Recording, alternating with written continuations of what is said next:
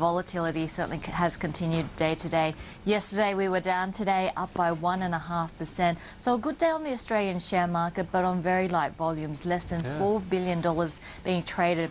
I guess a big part of our market is the currency movement these days, and of course overseas investors really want to see the Aussie dollar moving up while they're invested over here. So if we have a look at how the Aussie dollar has performed in the week to date so far, this is just the last couple of sessions, and you can see that compared to yesterday's trading session, we've actually seen the Aussie dollar improving. So that's probably been good news for overseas investors looking to participate on the Australian market.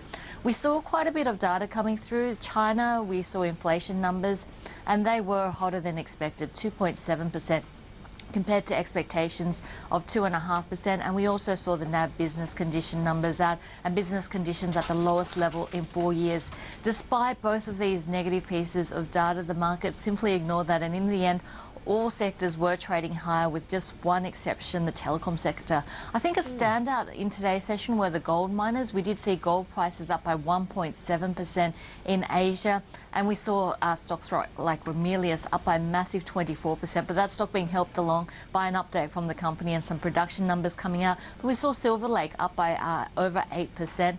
On the flip side though, Newcrest mining, the biggest stock in that gold space, actually down by 1.6%, so unable to capitalise on that rise that we've seen in gold prices. There were some pretty big moves on the downside as well, and I think Billabong was the big one today. It was down by 15.8%.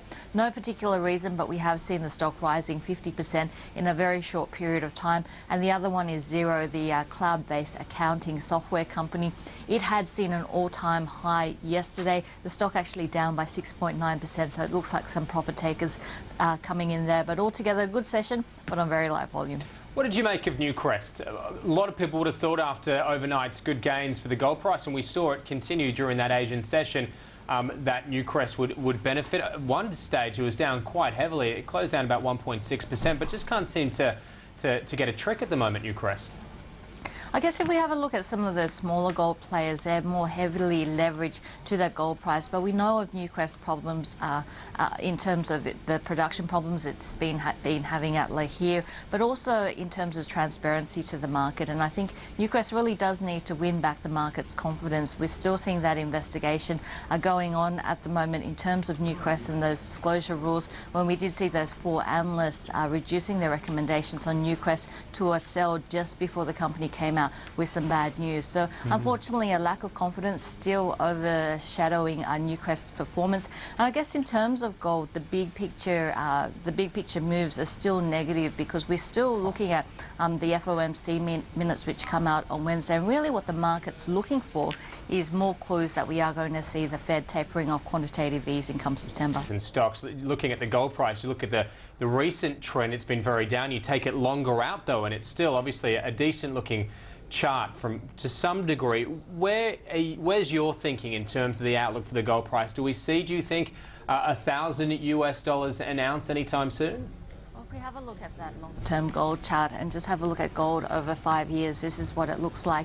And really this big uptrend that we've seen in gold has been supported by one thing, and that's the low US dollar. We've seen a falling US dollar during this time because of the quantitative easing that's been pumped out of the US. At the moment, what we are seeing is a readjustment in the expectation around gold. Previously, during this period of time, really we saw the US economy with a zero interest rate policy. So there was no cost in carrying gold, but right now what we are seeing is longer term bond yields rising, and the 10-year US Treasury rates above 2.5%, and suddenly there's a cost in actually carrying gold. Add into the picture that the end of quantitative easing means a stronger US dollar, and of course gold priced in US dollar, it's been a negative. So I think we are seeing a big trend for gold. It's not a short-term thing that we're dealing with, just like we saw a huge trend here for gold which was supported by quantitative easing. Really what we are seeing is a revaluation in what's driving gold, and unfortunately we're seeing a stronger US dollar picture being negative for gold price. Where does it end? I mean, what sort of price level then would you be looking at? Really, we're looking for some sort of stabilization in terms of the currencies, to see a stabilization in terms of gold prices. The market's always forward-looking, so at the moment it is pricing in the end of quantitative easing in 2014. But altogether, gold in the last few years, since the global financial crisis, has been popular because of the low US dollar, the zero cost of carry, and also its safe haven status as an alternative currency. But if it is an alternative currency right now, its biggest competitor is the US dollar, and unfortunately the US dollar is winning. If we do see a weakening off in the US currency, that would be a positive for gold. While we're talking US, wanted to get, Julie, your thoughts. Alcoa, obviously kicking off the US earnings season. It certainly helped Illumina's performance today, but what did you make of the Alcoa print? We did see earnings season kicking off in the US, and nice to see that the first one off the boat was a positive one. We saw Alcoa coming out with earnings per share, which was better than expectations. So it came in at 7 cents compared to the market, which was expecting 6 cents.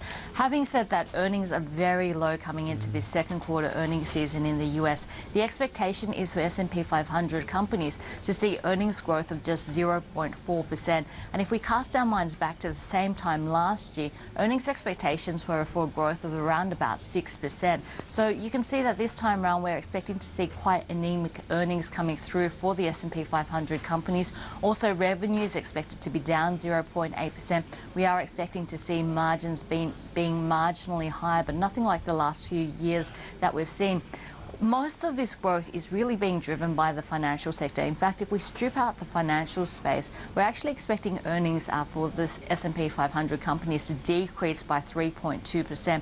So it is those financial companies which have done relatively well in the US, and that's why results from Wells Fargo and JP Morgan later on in the week should be positive ones. Both these companies come out on Friday, but altogether, I think what we are seeing is a leveling off in terms of expectations around S&P 500 companies and US company earnings. Part of that would be the currency picture. That stronger US dollar would be eating into earnings. Just to give you an example, the S&P 500 companies make about 15% of their sales revenue out of Europe. So a large proportion of their earnings do come from offshore, and that stronger US dollar certainly doesn't help when they're bringing earnings back home.